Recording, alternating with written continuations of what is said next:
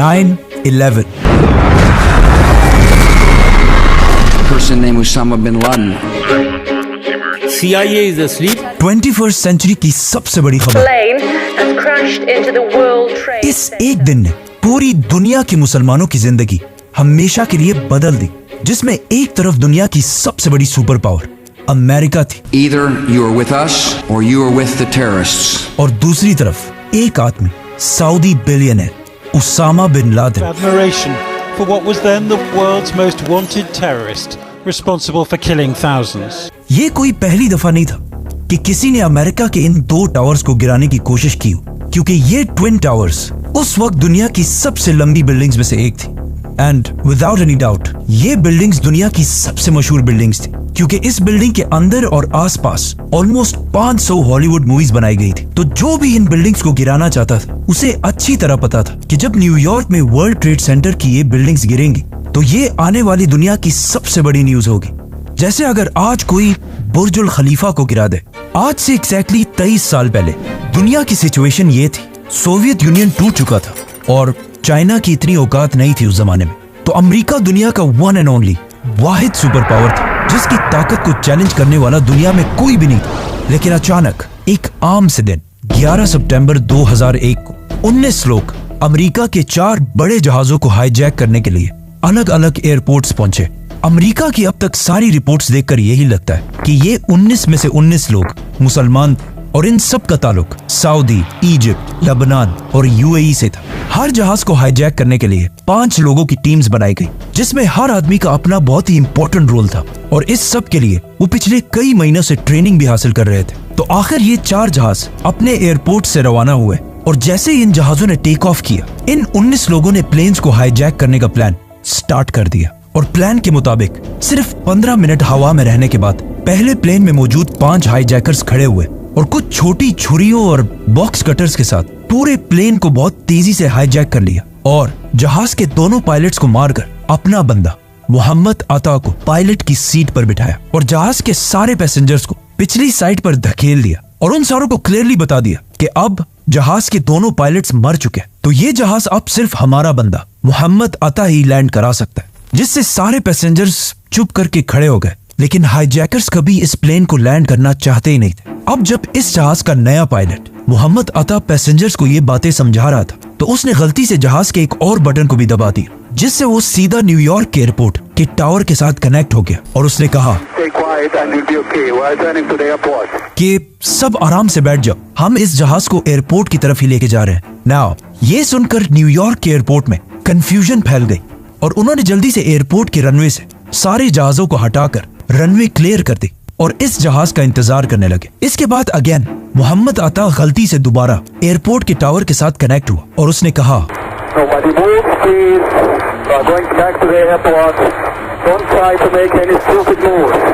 मतलब कोई इतने खतरनाक मिशन में इतना रिलैक्स कैसे हो सकता है। खैर ये जहाज पहले बोस्टन से लॉस एंजलिस की तरफ जा रहा था, जो काफी लंबा सफर है। तो मोहम्मद अता ने इस जहाज को 100 डिग्रीज टर्न किया और न्यूयॉर्क की तरफ बढ़ने लगा और जैसे ही वो न्यूयॉर्क की सिटी के करीब पहुंचा तो जहाज बहुत तेजी से अपनी हाइट से नीचे आने लगा और क्लियरली सबको ऐसा ही लग रहा था कि ये जहाज इसलिए नीचे आ रहा है ताकि ये न्यूयॉर्क के एयरपोर्ट पर लैंड कर सके। इसीलिए उधर एयरपोर्ट में भी ये देखकर सारे लोग इस जहाज का इंतजार करने लगे। बट काफी वक्त गुजरने के बाद भी जहाज नहीं पहुंचा और एयरपोर्ट में सारे लोग कंफ्यूज थे कि आखिर ये जहाज गया कहाँ। तो आखिर किसी ने आकर उन्हें बताया कि ये जहाज वर्ल्ड ट्रेड सेंटर की बिल्डिंग से क्रैश कर चुका है।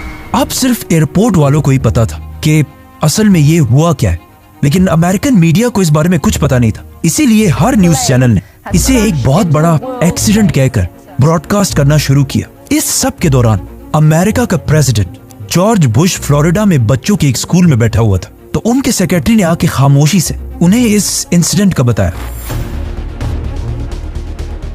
तो उनका भी फर्स्ट रिएक्शन यही था कि ये कोई एक्सीडेंट ही होगा। नाउ पहले जहाज को टेक ऑफ के सिर्फ 15 मिनट बाद हाईजैक किया गया था, लेकिन दूसरे जहाज को बिल्कुल पहले जहाज की तरह ही 30 मिनट बाद हाईजैक किया गया और जहाजों को हाईजैक करने की ये टाइमिंग्स भी पहले से प्लान थी।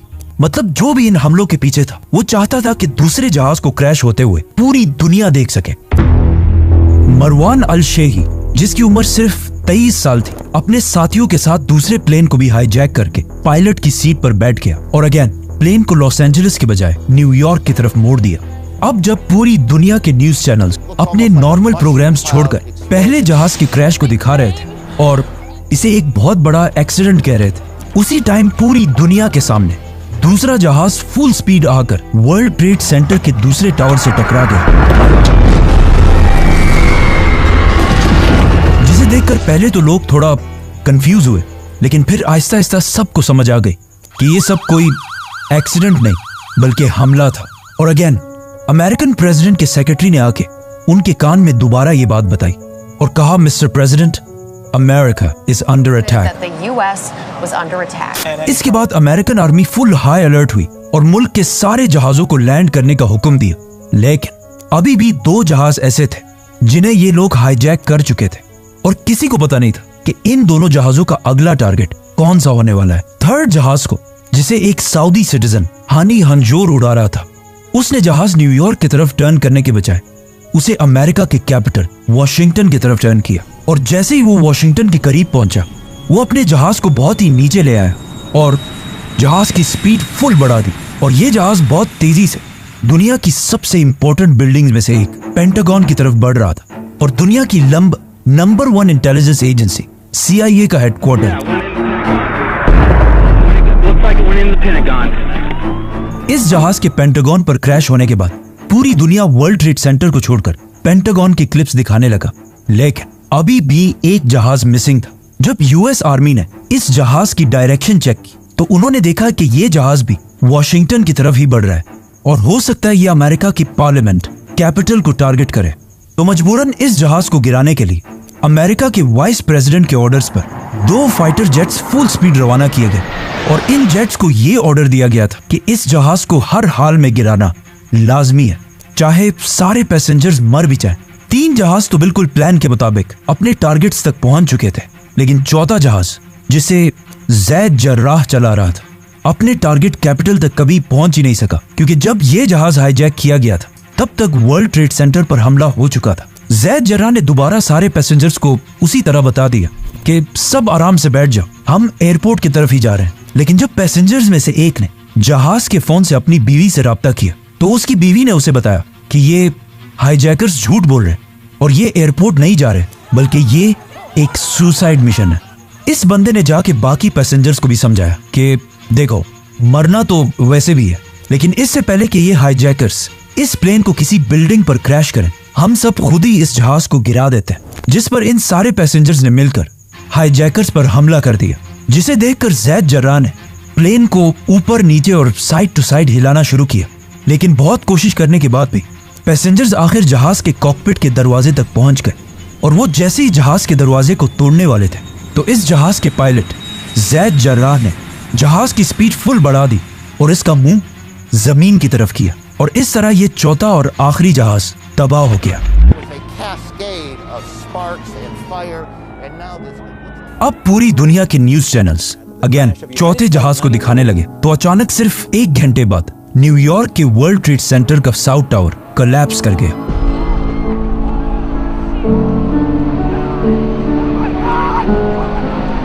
और इसमें तकरीबन 1000 लोग हलाक हुए और इसके कुछ ही देर बाद दूसरा टावर भी गिर गया और उसमें भी 1600 लोग हलाक हुए। ओवरऑल 9/11 के इन 4 हमलों में 3000 लोग मारे गए, जिनमें से 200 लोग तो सिर्फ ऐसे थे जिन्होंने इन बिल्डिंग में लगी आग की वजह से वर्ल्ड ट्रेड सेंटर के टॉप फ्लोर से छलांग लगाकर मरे थे। लेकिन इन हमलों के कुछ ही दिन बाद मोहम्मद अता, जो इस सारे प्लान का लीडर था, उसके वालिद का एक इंटरव्यू सामने आया जिसमें उसने ये सब मानने से इनकार कर दिया और सारा मलबा इजराइल की इंटेलिजेंस एजेंसी मोसाद पर डाल दिया और कहा कि इस्लाम में ऐसे किसी अटैक की इजाजत है ही नहीं। और इस तरह तीसरे और चौथे जहाज के पायलट्स के माँ बाप ने भी अमेरिका के रिपोर्ट्स मानने से इनकार कर दिया। और अगर इन अटैकर्स की फैमिलीज को देखा जाए तो ये कोई आम गरीब लोग नहीं थे, बल्कि ये सारे अटैकर्स बहुत ही वेल ऑफ रिच फैमिलीज से थे। 9/11 का ये हमला इतना बड़ा था कि इस हमले के 100 दिन बाद तक न्यूयॉर्क में हर तरफ धूल फैली हुई थी और इन तबाह हुई बिल्डिंग्स के मलबे को साफ करने के लिए भी ऑलमोस्ट $1 बिलियन लगे थे। लेकिन फिर भी वर्ल्ड ट्रेड सेंटर के गिरने से अमेरिका को इतना नुकसान नहीं हुआ। असल नुकसान इन बिल्डिंग से थोड़ी सी दूरी पर एक दूसरी बिल्डिंग में हुआ जिसे लोग हमेशा भूल जाते हैं, और वो बिल्डिंग थी New York stock exchange. Global markets got absolutely hammered as these events. इन हमलों के बाद अमेरिका की मार्केट्स में पैनिक फैल गया और अमेरिका की स्टॉक एक्सचेंज क्रैश करने लगी और ऑलमोस्ट सारे कंट्रीज के स्टॉक्स गिरने लगे, जिसमें सबसे बड़ा नुकसान उठाया वॉरेन बफे की कंपनी बर्कशायर हैथवे ने। और कहा जाता है कि इन हमलों से अमेरिका को 1.4 ट्रिलियन डॉलर्स का नुकसान हुआ और अमेरिका की जीडीपी जो इससे पहले 4 और 5% पर ग्रो कर रही थी, 2001 के हमलों के बाद 1% से भी नीचे आ गई। लेकिन अब जब स्टॉक एक्सचेंज में सारी कंपनीज के स्टॉक्स नीचे जा रहे थे, तो कुछ कंपनीज दरमियान में ऐसे भी थी जिन्होंने इन हमलों से नुकसान की बजाय बहुत ज्यादा प्रॉफिट किया और इन कंपनीज के शेयर्स ऊपर जाने लगे। और ये कंपनीज थी वॉर कंपनीज, गन्स बनाने वाली कंपनीज, फाइटर जेट्स और टैंक्स बनाने वाली कंपनीज। अमेरिका के ऑलमोस्ट सारे इन्वेस्टर्स अपने पैसे इन कंपनीज में इन्वेस्ट करने लगे। और ये लोग ऐसा क्यों कर रहे थे? क्योंकि सबको पता था कि अमेरिका अब इन 9/11 के बदला लेने में एक बहुत बड़ी जंग शुरू करेगा, जिसकी वजह से पूरी दुनिया गौर से अमेरिकन प्रेसिडेंट जॉर्ज बुश की तरफ देख रही थी कि आखिर किसने और क्यों दुनिया की इतनी बड़ी सुपर पावर अमेरिका के साथ ऐसा करने की जुर्रत की है। और पूरा अमेरिका गुस्से से भरा हुआ था। इन हमलों के कुछ ही दिन बाद जॉर्ज बुश आखिर पूरी दुनिया के सामने आए और सबको बताया कि इन हमलों के पीछे कोई मुल्क या गवर्नमेंट नहीं थी, बल्कि ये एक टेररिस्ट अटैक था। और इन अटैक्स के पीछे सिर्फ एक ही ऑर्गेनाइजेशन थी, अल कायदा। A person named Osama bin Laden are linked to many other organizations in different countries. और उसका leader Osama bin Laden, States. Al-Qaeda released the video after its rival. जो इस सबसे बहुत दूर आराम से अफगानिस्तान में बैठा हुआ था।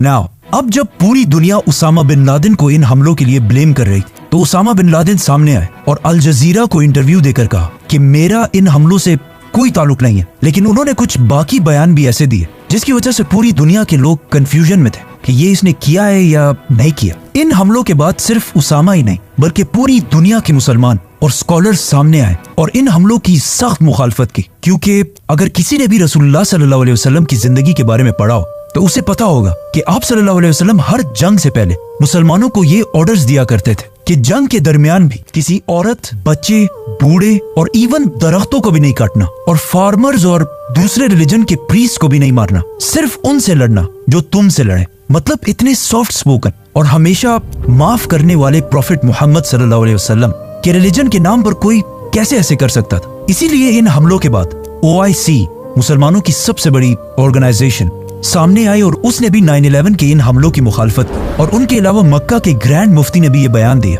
कि ये हमले इस्लाम के खिलाफ हैं। और इवन अमेरिका के दुश्मन समझे जाने वाले आयतुल्लाह खामनाई ने भी ये बयान दिया कि इन हमलों का इस्लाम से कोई ताल्लुक नहीं है। लेकिन इस सब के बाद भी इस्लाम की इमेज वेस्टर्न कंट्रीज में बहुत ही खराब होने लगी और इस्लामोफोबिया बढ़ने लगा। फॉर एग्जाम्पल, लोग रोड पर हिजाब पहनने वाली औरतों को मारने लगे और वेस्टर्न कंट्रीज में बहुत सारे मुसलमानों को जॉब से निकाला गया और कुछ मुसलमानों को तो जान से भी मारा गया। और टीवीज पर पहली दफा ये डिबेट स्टार्ट हुई कि क्या इस्लाम एक पीसफुल रिलीजन है भी या नहीं। Islam is not a religion of peace. लेकिन इन सब चीजों के बाद भी पूरी दुनिया के मुसलमानों का यही स्टैंड था कि ये हमले चाहे जिसने भी किए, हम इस सब के खिलाफ हैं। नाउ उसामा बिन लादेन के इनकार करने के बाद भी अमेरिका ने सारा ब्लेम उसामा बिन लादेन पर ही डाला। अमेरिका ने अफगानिस्तान की गवर्नमेंट तालिबान को अल्टीमेटम दिया कि अलकायदा के सारे leaders including Osama bin Laden को हर हाल में अमेरिका के हवाले किया जाए। लेकिन अफगानिस्तान ने ऐसा नहीं किया, क्योंकि अफगानिस्तान इससे कुछ ही साल पहले एक बहुत बड़ी सुपर पावर सोवियत यूनियन को 10 साल जंग के बाद हरा चुका था। और उसामा बिन लादेन ने उस जंग में अफगानों की मदद के लिए बहुत बड़ा रोल प्ले किया था, जिसकी वजह से तालिबान गवर्नमेंट, जिसका लीडर मुल्ला मोहम्मद उमर था, उसामा बिन लादेन की बहुत ही रिस्पेक्ट किया करती थी। जिस पर तालिबान ने अमेरिका की गवर्नमेंट से कहा कि आप जिस पर ब्लेम लगा रहे हैं वो बंदा तो मान ही नहीं रहा कि उसने ये सब किया है, आप हमें प्रूफ्स दें, हम खुद उसे सजा देंगे और बगैर प्रूफ्स के हम अपने गेस्ट को किसी के हवाले नहीं कर सकते। बट अमेरिका ने उनकी ये ऑफर नहीं मानी और कहा, देखो मैं एक सुपर पावर हूं और तुम एक आम से गरीब मुल्क हो, मुझे तुम्हें सबूत देने की कोई जरूरत नहीं है, ये बंदा मेरे हवाले करो बस, वरना हम अफगानिस्तान पर हमला करके तालिबान को खत्म कर देंगे। क्योंकि अमेरिका के जनरल्स ने इससे पहले ही अपनी रिसर्च कर ली थी कि तालिबान हमारे सामने सिर्फ कुछ ही हफ्तों के लिए खड़े हो सकते हैं, उसके बाद हम इन्हें खत्म कर देंगे। लेकिन तालिबान बीइंग पठान, उन्होंने ऑफ कोर्स उनकी बात नहीं मानी, तो अमेरिका ने भी अफगानिस्तान पर हमले की प्लानिंग शुरू कर दी। इस जंग को रोकने के लिए तालिबान ने एक और आखिरी कोशिश भी की और अमेरिका से कहा कि हम उसामा बिन लादेन को एक थर्ड कंट्री के हवाले करते हैं जो ना आपकी सुनता हो ना हमारी, और वो इंडिपेंडेंटली फैसला करे। बट अमेरिका अपने ताकत के फुल नशे में था और उसने अफगानिस्तान की ये ऑफर भी नहीं मानी और 9/11 के सिर्फ एक महीने बाद अफगानिस्तान पर हमला कर दिया। जॉर्ज बुश ने इस जंग को एक क्रूसेड कहा और इसका नाम रखा war on terror. This crusade, this war on terrorism, और हर तरफ से अपनी फौज अफगानिस्तान की तरफ भेजना शुरू की और अफगानिस्तान के अंदर जो तालिबान के खिलाफ सबसे ताकतवर अफगान था, अहमद शाह मसूद, अमेरिका ने उसकी आर्मी को फुल सपोर्ट किया और बिल्कुल अमेरिका के प्लान के मुताबिक तालिबान को निकालकर पूरे अफगानिस्तान को फतह कर लिया। लेकिन ये सब करने के दरमियान अमेरिका के रास्ते में एक बहुत बड़ा हर्डल था, मीडिया और स्पेशली अल जजीरा, क्योंकि पूरी दुनिया का मीडिया अब तक सिर्फ अमेरिका की साइड ही दिखा रहा था, लेकिन अल जजीरा वाहिद चैनल था जो दोनों साइड्स को दिखा रहा था, अमेरिकन साइड और अफगान साइड। अल जजीरा ने अपने टीवी पर ऐसे वाकयात भी दिखाए जिसमें अमेरिकन जेट सिर्फ तालिबान को नहीं बल्कि सिविलियंस को भी टारगेट कर रहे थे, जिसे अब तक बाकी सारे चैनल्स BBC, CNN वगैरह नहीं दिखा रहे थे। तो इस पर अमेरिका की फौज को बहुत गुस्सा आया और उन्होंने अफगानिस्तान पर हमले के सिर्फ 4 हफ्ते बाद काबुल में अल जजीरा के हेडक्वार्टर को अपने एक जहाज से उड़ा दिया ताकि अल जजीरा वहां रिपोर्टिंग ना कर सके, और इवन इनके एक कैमरामैन को दुनिया के सबसे खतरनाक प्रिजन ग्वांतनामो बे भेजा ताकि इन सब चीजों से अल जजीरा का मुंह बंद हो सके। अमेरिकन जनरल्स की प्लानिंग बिल्कुल सही थी क्योंकि 9/11 के सिर्फ 3 महीने बाद तालिबान की गवर्नमेंट अफगानिस्तान में खत्म हो गई, जिसके बाद अफगानिस्तान का कोई भी लीडर नहीं था। इसीलिए अमेरिका ने अफगानिस्तान के एक नए लीडर की तलाश शुरू कर दी और जर्मनी की सिटी बॉन में एक बहुत बड़ी कॉन्फ्रेंस कराई जिसमें उन्होंने कुछ अफगान लीडर्स को भी बुलाया और इन सब को बिठाकर जर्मनी से अफगानिस्तान के लिए एक नया लीडर चूज किया, हामिद करजई, जो बिल्कुल तालिबान के ऑपोजिट था। Unfortunately, that didn't happen. मतलब जबरदस्त इंग्लिश बोलता था और बिल्कुल एक वेस्टर्न आदमी लगता था और CIA का फेवरेट था। हामिद करजई को अमेरिका ने अफगानिस्तान का नया प्रेसिडेंट बनाया और इसकी हुकूमत को स्ट्रॉन्ग करने के लिए एक नई फौज ट्रेन की और एक नई गवर्नमेंट बनाई। दूसरी गवर्नमेंट्स को निकालना और अपनी पसंद की गवर्नमेंट बिठाना अमेरिका का पुराना बिजनेस है, लेकिन अगर अफगानिस्तान की हिस्ट्री को देखा जाए तो उन्होंने कभी भी बाहर से किसी लीडर को अपने ऊपर एक्सेप्ट नहीं किया। And to top that, Hamid Karzai की गवर्नमेंट इतनी करप्ट थी कि अफगान कौम उसे एक्सेप्ट कर भी नहीं सकती थी। इसी तरह सब कुछ चलता रहा और ऐसा लग रहा था कि क्लियरली तालिबान ये जंग हार चुके। लेकिन 2 साल बाद 2003 में अमेरिका ने एक नई जंग शुरू की, Iraq war. Saddam Hussein and his sons must leave Iraq within 48 hours. जिससे अमेरिका का सारा फोकस अफगानिस्तान से हटकर इराक की तरफ जाने लगा, जहां उन्होंने सद्दाम हुसैन को हटाने के लिए एक बहुत बड़ा झूठ बोला जिसे वो आज खुद भी मानते हैं। I apologize for the fact that the intelligence we received was wrong. Saddam Hussain की स्टोरी फिर हम किसी और वीडियो में एक्सप्लेन करेंगे।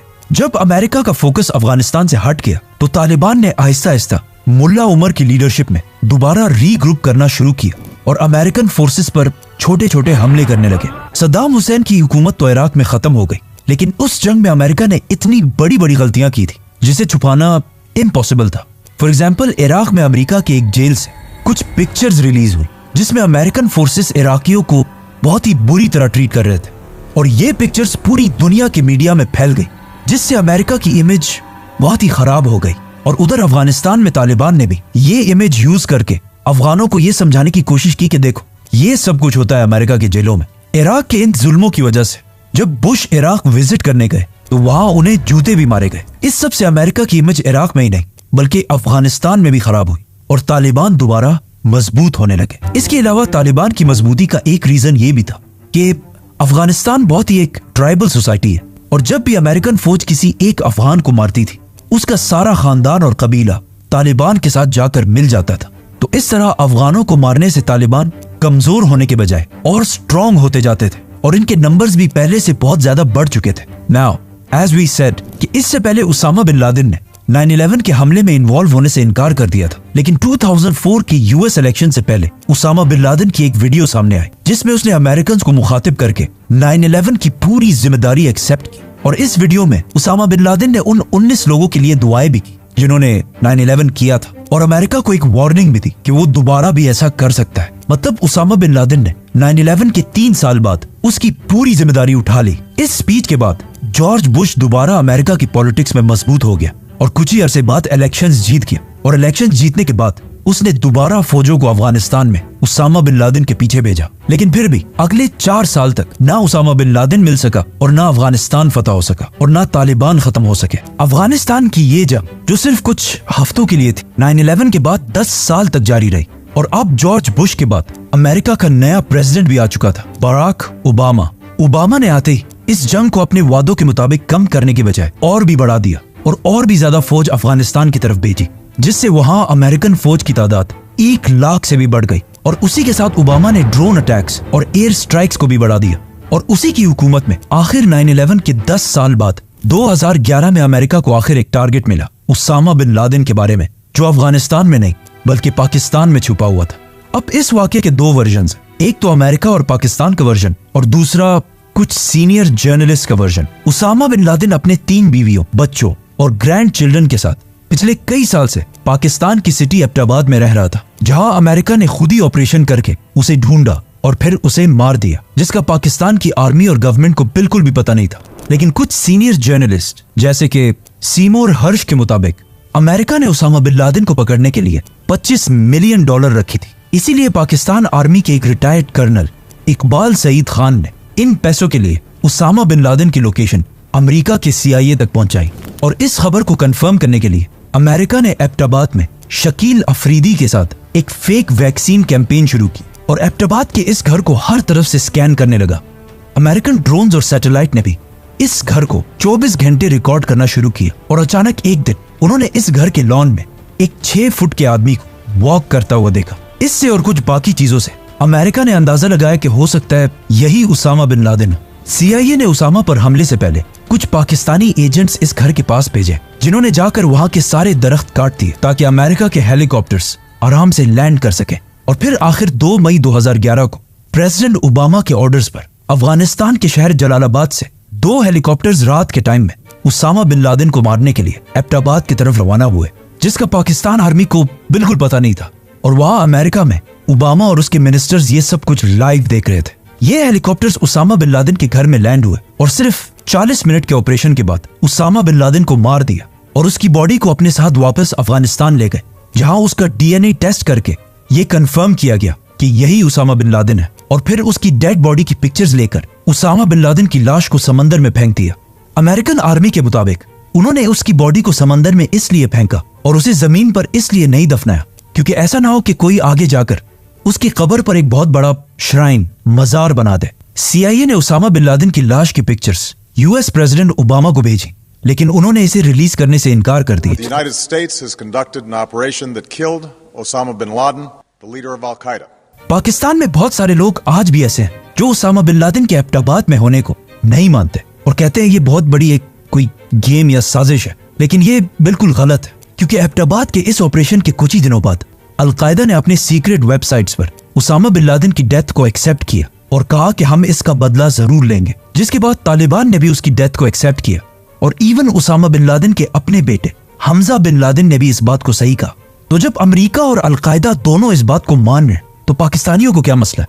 नाउ उसामा बिन लादेन के 5 बीवियों से उनके 11 बेटे थे और उसका बड़ा बेटा अब्दुल्ला बिन लादेन आज भी सऊदी अरब के सिटी जद्दा में खामोशी से अपना बिजनेस चला रहा है, लेकिन उसकी हर मूवमेंट को सऊदी गवर्नमेंट बहुत केयरफुली नोट करती है। उसामा बिन लादेन का दूसरा बेटा उमर बिन लादेन, जो पब्लिकली अपने बाप और उसके मिशन को गलत कहता है, और उसने अपने बाप उसामा बिन लादेन के खिलाफ एक किताब भी लिखी है। उसामा बिन लादेन का तीसरा बेटा साद बिन लादेन, जो एक जमाने में अपने बाप का राइट हैंड हुआ करता था और उसामा उसे अपने बाद अल-कायदा का नया लीडर भी बनाना चाहता था। लेकिन उसके इस बेटे साद बिन लादेन को उसामा बिन लादेन से पहले ही 2009 में मार दिया गया।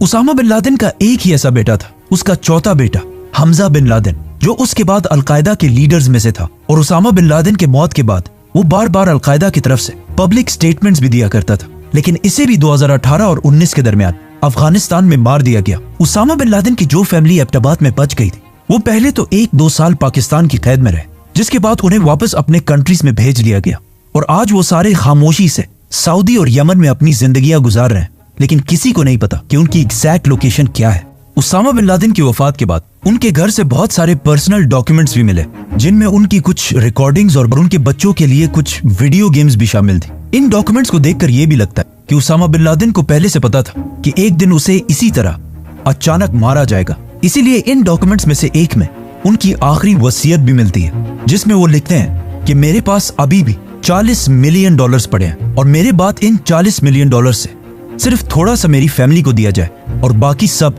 अल-कायदा को दिया जाए। नाउ अब जब उसामा बिन लादेन को मार दिया गया था और अमेरिका जिस काम के लिए अफगानिस्तान आया था वो पूरा हो चुका था, तो चाहिए तो ये था कि वो अफगानिस्तान को छोड़कर वापस चला जाए, पर उन्होंने ऐसा नहीं किया और अगले 10 साल तक अफगानिस्तान में बैठे रहे।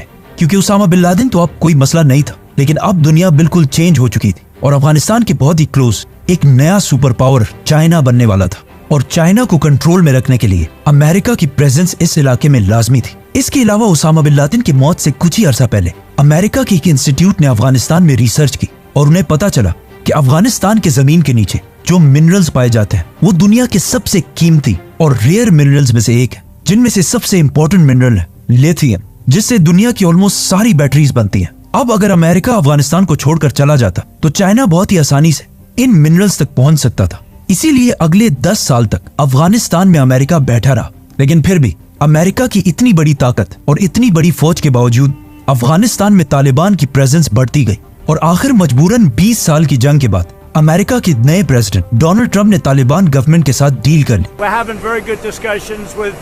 और अफगानिस्तान से आहिस्ता आहिस्ता अपनी फौज निकालने लगा।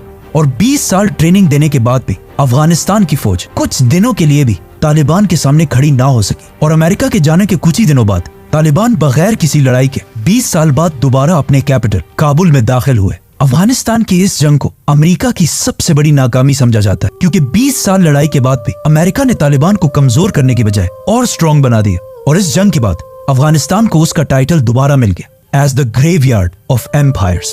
9/11 में 3000 अमेरिकन मारे जाने के बाद जो पूरी दुनिया में वॉर ऑन टेरर शुरू हुई, उसमें अब तक 4.6 मिलियन लोग 46 लाख लोग हलाक हो चुके हैं। 4 करोड़ लोग अपने घरों से डिस्प्लेस होकर रेफ्यूजीज बने हैं, जिसमें मैं पर्सनली भी अपनी फैमिली और पूरे सिटी के साथ 2009 में रेफ्यूजी रहा हूँ। हालांकि मेरा 9/11 से कोई ताल्लुक नहीं था और अगर इस वॉर ऑन टेरर की कॉस्ट को देखा जाए तो सिर्फ डायरेक्टली $2 ट्रिलियन खर्च हुए और ब्राउन यूनिवर्सिटी के एस्टिमेट्स के मुताबिक वॉर ऑन टेरर पर अमेरिका के $8 ट्रिलियन जाया हुए हैं।